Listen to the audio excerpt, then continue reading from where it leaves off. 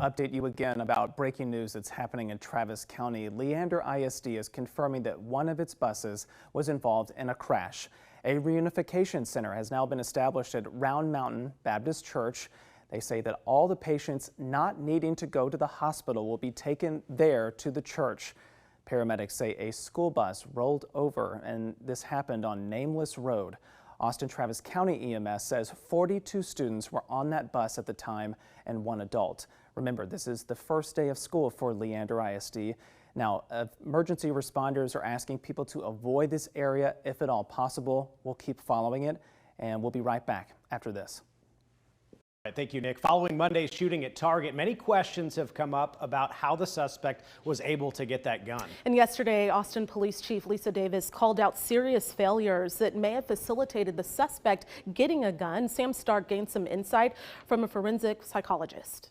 Hard to wrap your head around how, mental health can kind of switch that fast. Sammy worked with Ethan Nineker for 2 years at this Northwest Austin restaurant. But a couple of weeks ago, she walked into work and something had changed. And he had become extremely religious. And it was starting to being pushed on coworkers, and then it started getting pushed onto his tables. So the people he was taking care of, he was almost preaching to his tables, and it was just very unlike him. I didn't even kind of recognize who he was. Police say Nineker went on to shoot and kill 3 people. Police said in the moments before his arrest, he stripped naked in someone's backyard, and later told police he was Jesus. While mental health problems do not predict this level of violence, what is important to look at and to consider are the pathways that someone has taken before committing an act such as this. Dr. Daphne Ainsley is a psychologist who conducts forensic evaluations.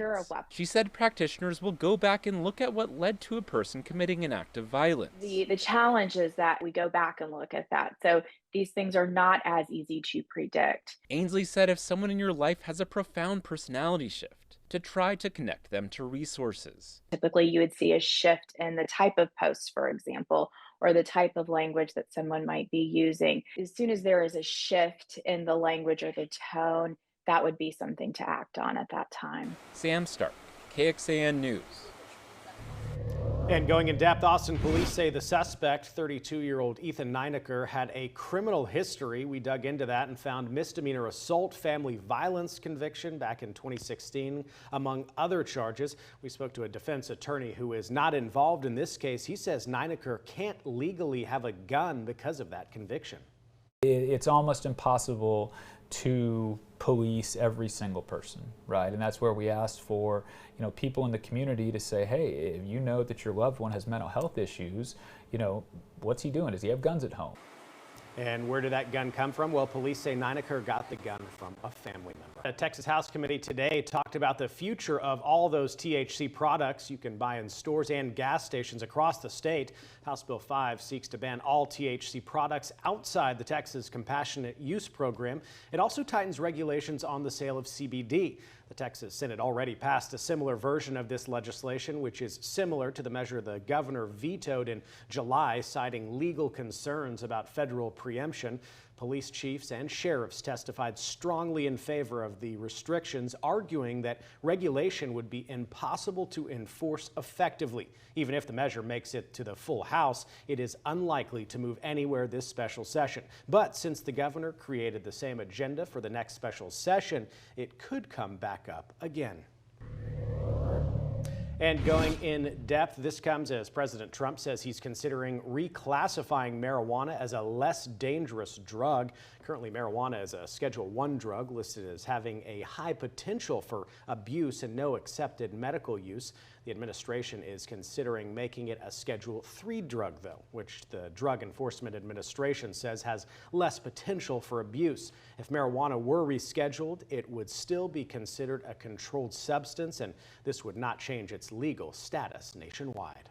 Saving a natural wonder while expanding I-35 as TxDOT looks at the future of the interstate. They're looking below the surface as well, sending drones and robots into a popular cave to prevent a disaster. And KXAN senior science reporter Eric Henriksen takes a deeper look. It's not often you see a drone nearly 100 feet below ground, or a robot dog.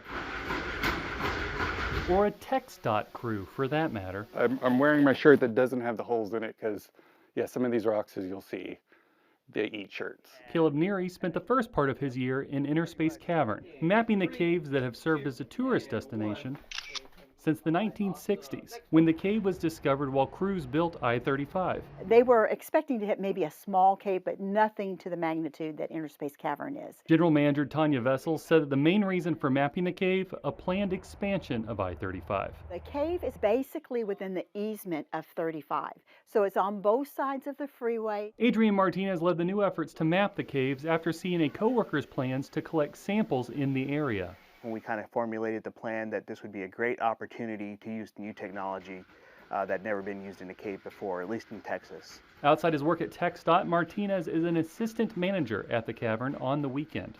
It's exciting because it merges kind of one of my hobbies along with what I do. The crews spent 18 days over 4 months. So everything that we surveyed from one of the main trails. TxDOT collected the data from the robots, drones, and crew. We merged all those together and we're able to create a 3D model or 3D version of the cave. A model that could reshape the future of I-35. In Georgetown, Eric Hendrickson, KXAN News. And while no specific projects are planned just yet, proposed ideas included flyovers and lane expansions. Martinez said the projects would be built together with Williamson County. Doctors treating heart attacks know that every second counts, and faculty at UT's Dell Medical School have an idea to give doctors more time for treatment.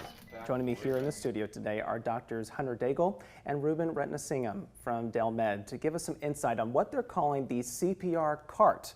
Welcome to you both. So nice to see you. Thank you for being here. Thanks for having us. All right, Dr. Daigle, let's start with you. You and your team designed this CPR cart that we just mentioned. Talk to us about what that is exactly.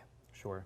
So we recognized that there were a lot of delays in trying to find life-saving equipment from our large traditional crash carts that currently exist in our hospital. And that was leading to delays in starting high-quality CPR, which can cost lives. When a child's heart stops, every second counts. And so our team recognized that, and we worked together to develop a streamlined CPR cart that contains just the core equipment we need right at the bedside to deliver high-quality CPR. Okay, you touched on it there, but how does this cart address some of those challenges that you all have run into in the hospital? So our team doesn't have to now search for all of the different equipment. Our cart, we've designed it. It's color-coded, organized, so that everything you need to actually put right there at the patient to deliver CPR is right at the clinician's fingertips. Okay, Dr. Retnasingham, we want to turn to you now too. Sure. So you are one of the leaders of Dell Med's Texas Health Catalyst program. Talk to us about what that program does exactly and how the cart factors into it. Yeah, great, thank you. Yeah, so the Texas Health Catalyst program is essentially the flagship health innovation program at the Dell Medical School. And our job is essentially to get promising concepts like the CPR cart into a format that will be a real product that could actually help real patients. And is the work now to expand this and get it into other hospitals potentially outside of Dell Med? For sure, yes. One of the things that we do is we bring in industry experts, engineers, designers, hospital administrators to help make the product commercially viable. And it's only commercially viable if it not only works here in Austin, but it works across the country. Yeah, and many different kinds of facilities. Exactly right. To be able to see that maybe expand to other facilities, how does that feel? It's huge. I mean, really the goal of this project is just to decrease the burden of cardiac arrest for children here in the Central Texas area and hopefully beyond. All right. Well, we appreciate both of you coming in and telling us a little bit more about that. Thanks again for being here. Thank you.